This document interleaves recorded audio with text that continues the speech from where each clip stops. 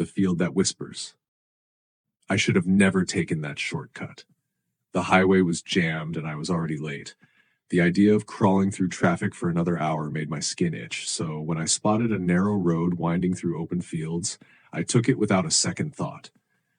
My GPS hesitated before rerouting. I should have listened to it. For the first few miles, everything seemed normal. The fields stretched endlessly on either side, swaying gently under the moonlight. The road was quiet, too quiet. My headlights illuminated nothing but asphalt and dry grass. Then the air changed. It was subtle at first, a shift in the atmosphere like the world had exhaled.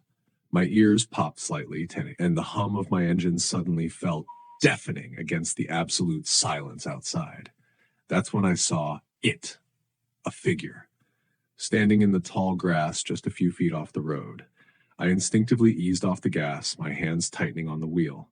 At first, I thought it was a scarecrow. It stood too still, its form barely swaying despite the wind brushing through the field. But then, it turned its head. Not gradually, not naturally. It snapped toward me. I felt my stomach drop, my pulse hammered against my skull as I forced myself to stare straight ahead, pressing down on the accelerator.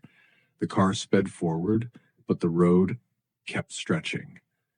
It should have been a short detour, a quick way back to the highway, but mile after mile, I was still surrounded by those endless fields. And then another figure, further ahead, standing just like the first, motionless, watching. I swerved slightly, my heart slamming into my ribs. As I passed, my headlights swept over its face. It had no features, no eyes, no mouth, just smooth, pale skin stretched over its skull. A scream built in my throat, but I swallowed it down, my hands trembling on the wheel. This couldn't be real. I was tired, maybe even hallucinating. Then, thud. Something hit my car. A heavy weight landed on the roof with a dull metallic groan. I gasped, nearly losing control. My fingers clenched the steering wheel, my breaths coming in sharp, uneven gasps. And then I heard it. A whisper, right outside my window. Let me in. I snapped my head to the side. A face was pressed against the glass. It was upside down, grinning.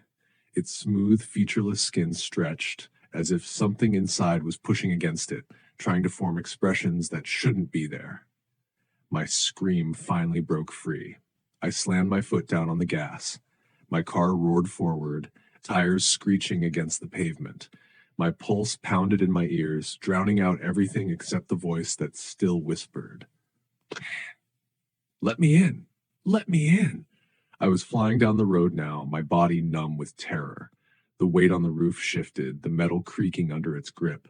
I swerved wildly, trying to shake it off. Then it was gone. Just like that. I didn't dare slow down. Finally, after what felt like an eternity, I saw the glow of highway lights ahead. My GPS flickered back to life, the signal suddenly restored, the fields were gone, the road behind me was normal, just an empty stretch of asphalt, no sign of anything. I never found that shortcut again. I never want to. But sometimes when I drive alone at night, I hear it. A whisper, soft, persistent. Let me in.